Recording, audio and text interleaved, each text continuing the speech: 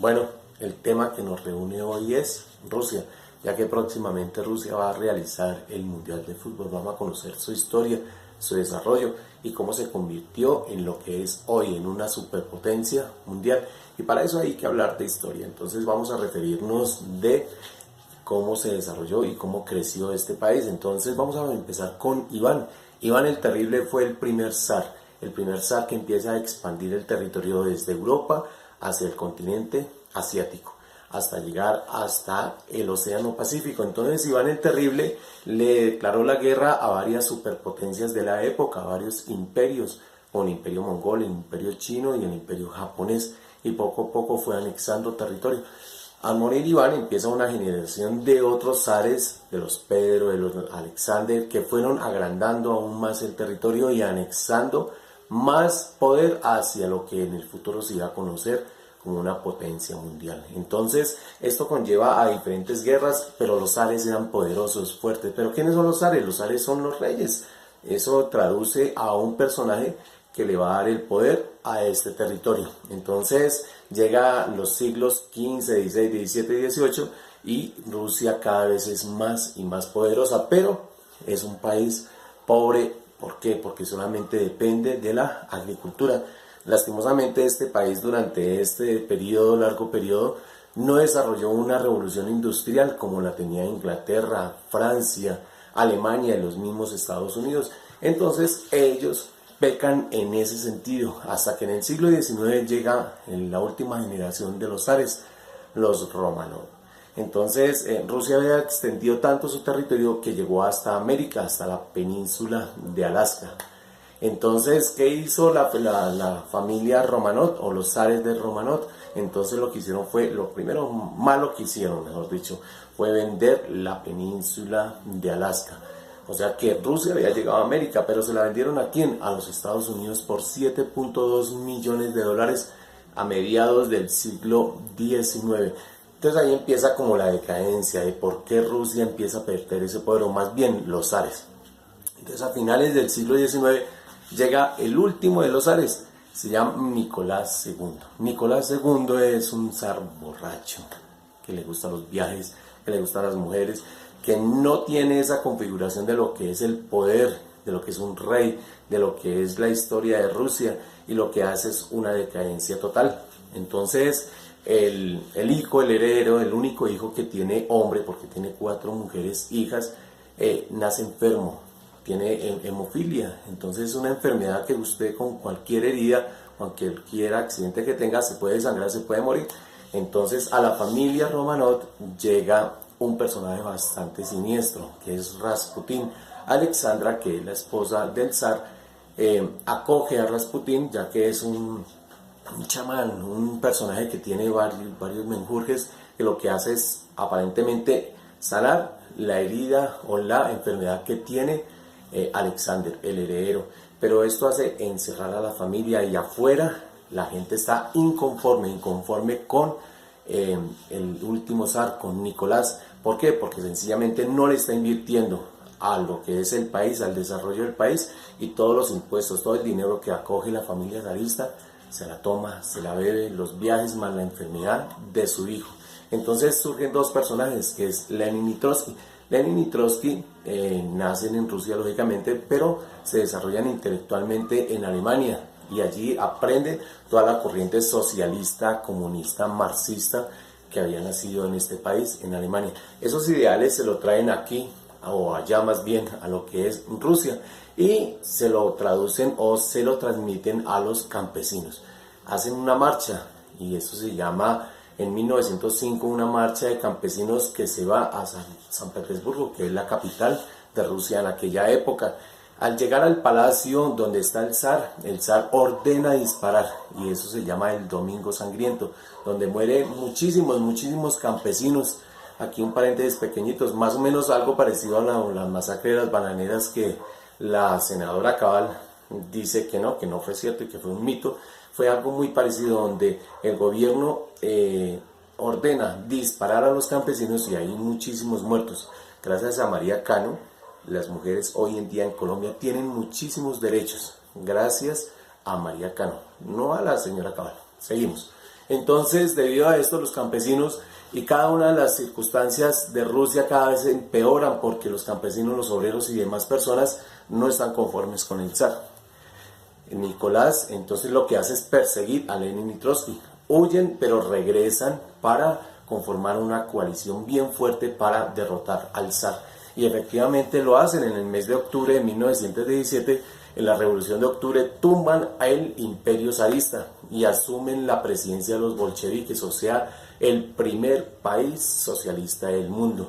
Más adelante, pues a Nicolás y a su familia le tocó huir, le tocó esconderse, y en 1918 fueron fusilados. La familia zarista fue fusilada, todos sus integrantes. Dice la leyenda que por ahí hubo una persona que logró sobrevivir, que es Anastasia, una de las princesas, pero la historia hizo conllevar que esta persona que supuestamente se hacía pasar por Anastasia, que murió a finales del siglo XX, era una embajadora, era una persona que no tenía ese linaje de lo que era la familia zarista y vivió a costillas de esta leyenda. Bueno, entonces en 1918 ya se conforma todo el proceso del primer país comunista liderado por Lenin, pero surge otro personaje que se llama José Stalin. José Stalin le dice a Lenin que hay un traidor y ese traidor es Trotsky, por eso Trotsky es expulsado de la revolución y vino a morir por acá muy cerca en México. Entonces al morir Lenin en 1924, quien asume la presidencia de ese país llamado Rusia es el señor José Stalin. José Stalin le da un vuelco total, lo vuelve un país industrializado, lo vuelve un país poderoso y anexo a eso le va declarando la guerra a otras repúblicas que están muy cerca a Rusia y se anexan al país, conformando lo que hoy conocemos en la historia como la Unión Soviética. Una Unión Soviética comunista, la URSS, la Unión de Repúblicas Socialistas Soviéticas.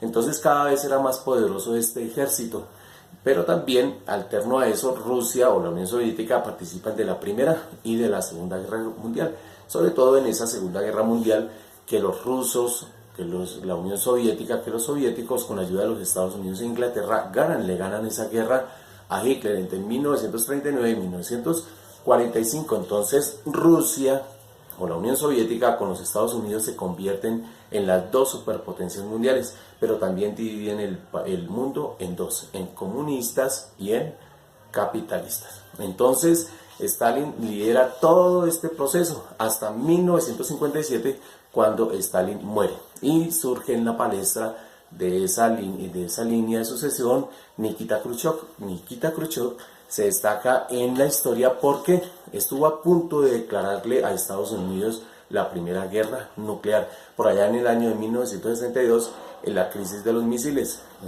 que fueron instalados en Cuba y en Turquía, y que las dos superpotencias estuvieron a punto, a 10 minutos dice la historia, y gracias a Juan 23, que logró sentar a estos dos personajes, al Papa Juan 23, lograron firmar un pacto de paz. Nikita Khrushchev y John F. Kennedy, quien era el presidente de los Estados Unidos en aquella época. Seguimos. Cuando muere Nikita Khrushchev por allá en el año 1971, entonces surge otro personaje que es Leonidas Brezhnev. Este personaje prácticamente lo que hizo fue acabarlo con la Unión Soviética, empobreciéndola, prácticamente dando un rango muy abajo de lo que es el presupuesto a cada uno de los integrantes de esta Unión Soviética. Entonces la crisis cada vez es más grande y por eso surge un personaje llamado Mikhail Gorbachev.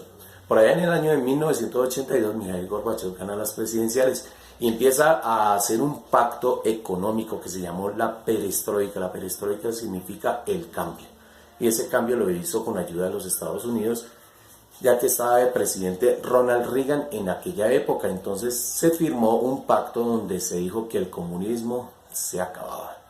En el año de 1990 desaparece la Unión Soviética, desaparece el comunismo y se instaura en este país el capitalismo. Diferentes países que habían sido anexados a la Unión Soviética declaran su independencia, entre ellos Ucrania, entre ellos Bielorrusia, y por eso ya no se deja de llamarse la Unión Soviética, sino se va a llamar la Federación Rusa, así como la conocemos hoy. Después de que Mikhail Gorbachev deja el poder, llega el señor Boris Yeltsin. Boris Yeltsin le da un repunte a la economía, pero no es suficiente para eso y Rusia se mantiene en un nivel bajo. Pasó de ser de la segunda potencia mundial a ser un país normal con armamento nuclear, que eso era lo que lo sostenía económicamente. Entonces se le apareció la Virgen a Rusia y llega Mikhail Gorbachev. Bueno, se le apareció la Virgen entre comillas. ¿Por qué? Porque el señor Putin lo que hace es darle un vuelco total e introduce económicamente el capitalismo, pero con un linaje por debajo del comunismo. Pero también aparecen pozos petroleros y Rusia se convierte en una superpotencia que tiene petróleo, pero además de tener petróleo tiene gas natural. Europa depende casi en un 80% del gas natural que le vende que Rusia le vende a Europa. Entonces esto acrecenta y lógicamente fortalece el rublo, que es la moneda oficial de este país, y cada vez la fortaleza es más grande. Entonces, debido a las sanciones que durante la época o durante sus últimos años del siglo XXI le ha hecho la ONU a Rusia, se ha fortalecido aún más. Además ha buscado socios estratégicos como China, y esto hace que el comercio sea muchísimo mejor. Y el Pacífico es la línea del comercio, es donde está la mayoría de los pobladores aquí en nuestro mundo. Casi un 70% de la población mundial se mueve en el Pacífico. Entonces, ¿quién está liderando ese movimiento comercial? Pues Rusia y China. Y por eso Rusia se convierte otra vez en una potencia comercial, nuclear y militar. Y por eso conlleva a este desarrollo. Además, para ir finalizando, Putin sigue siendo el presidente. Y la idea de él es fortalecer la economía, es fortalecer este desarrollo y convertir no solamente a Rusia abajo, sino llevarlo a la primera potencia mundial. Espero que hayan entendido, y cualquier inquietud, con muchísimo gusto, los invito a darle me gusta e inscribirse a mi canal. Gracias.